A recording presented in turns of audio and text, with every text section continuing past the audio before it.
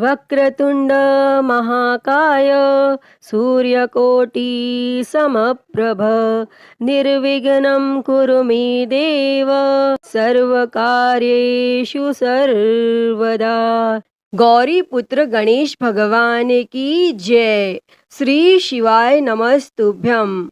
प्रिय भक्तजनों, आप सभी को कार्तिक मास के शुक्ल पक्ष की विनायक गणेश चतुर्थी की ढेरों शुभकामनाएं। भगवान श्री गणेश जी की कृपा आप और आपके समस्त परिवार पर सदा सर्वदा बनी रहे। प्रिय भक्तजनों, आज हम इस वीडियो में विनायक गणेश चतुर्थी की व्रत कथा सुनेंगे। गणेश चतुर्थी का व्रत, जो कि हर माह के कृष्ण पक्ष और शुक्ल पक्ष की चतुर्थी तिथि के दिन किया जाता है। कृष्ण पक्ष में पड़ने वाली चतुर्थी को संकष्टी गणेश चतुर्थी के नाम से जाना जाता है और शुक्ल पक्ष में पड़ने वाली चतुर्थी को विनायक गणेश चतुर्थी के नाम से जाना जाता है और भगवान गणेश का पूजन किया जाता है। और भगवान गणेश, जो कि प्रथम पूजनीय माने जाते हैं, किसी भी प्रकार के शुभ कार्यों में या मांगलिक कार्यों में सबसे पहले भगवान गणेश जी का पूजन किया जाता है। और जो भी भक्त सच्ची श्रद्धा के साथ, नियम और निष्ठा के साथ विनायक गणेश चतुर्थी का व्रत करते हैं, इस दिन भगवान गणेश साथ में माता दुर्गा यानी कि चौथ माता का पूजन करते हैं, उनके सभी प्रकार के विघ्न और बाधाएं दूर हो जाती हैं तथा भगवान गणेश जी की कृपा से सभी प्रकार के सुख और समृद्धि की प्राप्ति होती है। और विनायक गणेश चतुर्थी का व्रत जो भी करते हैं, उन्हें इस दिन सुबह ब्रह्म मुहूर्त में उठकर नित्य क्रियाओं से निवृत्त होकर गंगा नदी में या घर के नहाने के पानी में ही थोड़ा सा गंगा जल मिलाकर के स्नान करना चाहिए और शुद्ध वस्त्र धारण करके दिन भर उपवास रहते हुए भगवान गणेश जी का, जो कि सुबह के समय में और शाम को चंद्रोदय के समय में पूजन करना चाहिए और उसके बाद चंद्रमा को अर्घ देकर ही व्रत को पूर्ण माना जाता है। उसके बाद फिर भोजन ग्रहण करना चाहिए और विशेषकर भगवान गणेश जी को, जो कि तिल से बने हुए वस्तु का भोग लगाना चाहिए या मोदक आदि का भोग लगाना चाहिए और इससे भगवान गणेश जी अति प्रसन्न होते हैं और अपनी कृपा प्रदान करते हैं। तो प्रिय भक्तजनों, आइए अब सुनते हैं विनायक गणेश चतुर्थी की व्रत कथा। तो आप सभी भक्तजन बड़ी ही श्रद्धा और ध्यान पूर्वक प्रसन्न चित्त मन से भगवान गणेश जी के चरणों का ध्यान करते हुए इस कथा को सुनिए। तो सभी प्रेम से बोलिए, भगवान गणेश जी की जय। कथा के अनुसार एक बार भगवान शिव और माता पार्वती नर्मदा नदी के किनारे बैठे थे और वहां पर माता पार्वती ने भगवान शिव जी से समय व्यतीत करने के लिए चौपड़ खेल खेलने को कहा और भगवान शिव जी चौपड़ खेलने के लिए तैयार हो गए। परंतु इस खेल में हार जीत का फैसला कौन करेगा, यह प्रश्न उनके समक्ष उठा। तो भगवान शिव जी ने कुछ तिनके एकत्रित कर उसका एक पुतला बनाकर उसकी प्राण प्रतिष्ठा कर दी और पुतले से कहा कि बेटा, हम चौपड़ खेलना चाहते हैं, परंतु हमारी हार जीत का फैसला करने वाला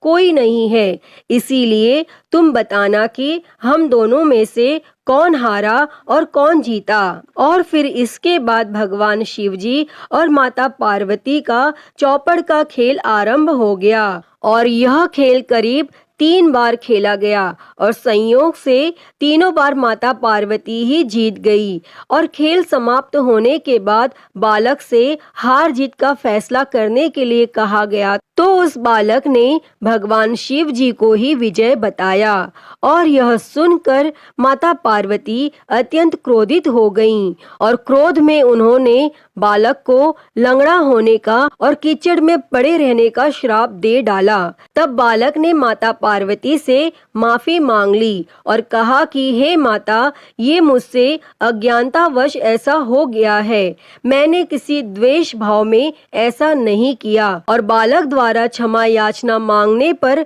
माता ने कहा कि यहाँ गणेश पूजन के लिए नाग कन्याएं आएंगी और उनके कहे अनुसार तुम गणेश जी का व्रत करना और ऐसा करने से तुम मुझे प्राप्त कर पाओगे। और ऐसा कहकर माता पार्वती भगवान शिव जी के साथ कैलाश पर्वत पर चली गईं और 1 वर्ष के बाद उस स्थान पर नाग कन्याएं आईं। तब उस बालक ने नाग कन्याओं से भगवान श्री गणेश जी के व्रत की विधि मालूम करके 21 दिनों तक लगातार भगवान गणेश जी का व्रत किया और उसकी श्रद्धा से गणेश जी प्रसन्न हुए और भगवान गणेश जी ने बालक को मनोवांछित फल मांगने के लिए कहा।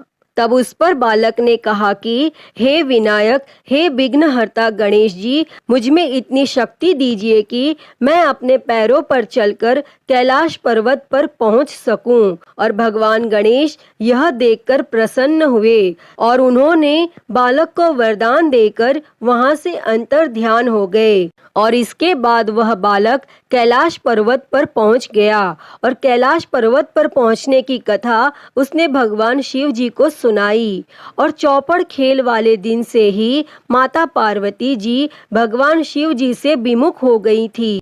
अतः देवी के रुष्ट होने पर भगवान शिव जी ने भी बालक के बताए अनुसार 21 दिनों तक भगवान श्री गणेश जी का व्रत किया और इस व्रत के प्रभाव से माता पार्वती के मन से भगवान शिव जी के लिए जो भी नाराजगी थी वह समाप्त हो गई। और तब यह व्रत विधि भगवान शंकर ने माता पार्वती को बतलाया और यह सुनकर माता पार्वती के मन में भी अपने पुत्र कार्तिकेय से मिलने की इच्छा जागृत हुई। तब माता पार्वती ने भी 21 दिनों तक श्री गणेश जी का व्रत किया तथा दुर्वा पुष्प और लड्डुओं से भगवान गणेश जी की पूजा और अर्चना की। और व्रत के 21वें दिन स्वयं कार्तिकेय जी माता पार्वती से मिलने पहुँचे और उस दिन से श्री गणेश चतुर्थी का यह समस्त मनोकामनाओं की पूर्ति करने वाला व्रत माना जाने लगा। और इस व्रत को करने से मनुष्य के सारे दुख दूर हो जाते हैं और मनुष्य को समस्त सुख सुविधाओं की प्राप्ति होती है। अतः हे गणेश जी, इस कथा को कहते, सुनते और हुंकारा भरते सब पर अपनी कृपा बनाए रखना, सभी के दुख और कष्टों को हरना, सभी के जीवन में सुख और शांति देना। तो सभी प्रेम से बोलिए भगवान श्री गणेश जी की जय, श्री उमापति महादेव की जय, सर्व देवी देवताओं की जय।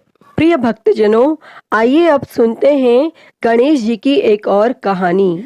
पौराणिक कथा के अनुसार कुछ समय पहले की बात है। एक बुढ़िया माई थी जो हर दिन मिट्टी से बने हुए गणेश जी की पूजा करती थी। वह बुढ़िया माँ रोज गणेश जी का मंदिर बनाती और वह मंदिर रोज गल जाता। और वहीं पास में एक धनी सेठ का मकान बन रहा था। तब बुढ़िया माँ एक दिन वहां जाकर काम करने वाले मिस्त्री से बोली कि आप यहाँ से मेरे लिए एक पत्थर के गणेश जी बना दोगे। तब वहाँ के मिस्त्री ने कहा कि हम तुम्हारे लिए गणेश जी नहीं बनाएंगे, जितनी देर में हम गणेश जी बनाएंगे उतनी देर में हम अपना आधा काम पूरा कर लेंगे। तब उस बुढ़िया माँ ने गुस्से में आकर कहा कि राम करे तुम्हारी दीवार टेढ़ी हो जाए। तब उसके बाद मिस्त्री ने अपनी दीवार बनाई और वह टेढ़ी हो गई। मिस्त्री ने उस दीवार को फिर से तोड़कर दोबारा बनाई और फिर से वह दीवार टेढ़ी हो गई। मिस्त्री बार बार दीवार को बनाता और तोड़ देता। ऐसा करते करते शाम हो गई। फिर थोड़ी देर में सेठ आया और उसने कहा, आज तुम लोगों ने कुछ भी काम नहीं किया। तो फिर वह लोग सेठ से कहने लगे कि एक बुढ़िया माई आई थी, उसने हमसे कहा कि एक पत्थर के गणेश जी बना दो, तो हमने मना कर दिया। तब उसने कहा कि तुम्हारी दीवार टेढ़ी हो जाएगी और तब से दीवार टेढ़ी ही बन रही है और हम बनाते हैं और उसे फिर तोड़ देते हैं। तब सेठ ने उनकी सारी बातें सुनी और मिस्त्री से बोला, अभी के अभी जाओ और बुढ़िया माँ को लेकर आओ। तब मिस्त्री बुढ़िया को लेकर आया और सेठ ने बुढ़िया से कहा कि हम तुम्हारे लिए सोने का गणेश जी बनाकर देंगे, तुम हमारी दीवार सीधी करवा दो। और तब सेठ ने बुढ़िया को सोने से बने हुए गणेश जी की मूर्ति दी। उसके बाद सेठ की दीवार सीधी हो गई। अतः हे गणेश जी महाराज, जैसे आपने सेठ की दीवार सीधी की, वैसे ही सबकी करना और सबकी रक्षा करना। तो सभी प्रेम से बोलिए भगवान श्री गणेश जी की जय। प्रिय भक्तजनों, तो मैं उम्मीद करती हूँ कि आपको आज की यह कथा पसंद आई होगी, और अगर वीडियो अच्छी लगी हो तो इसे लाइक करें, ज्यादा से ज्यादा शेयर करें और कमेंट बॉक्स में गणेश महाराज की जय लिखना ना भूलें। और महाकाल भक्ति ज्ञान चैनल को सब्सक्राइब कर नोटिफिकेशन बेल को जरूर ऑन कर लें। हर हर महादेव। धन्यवाद।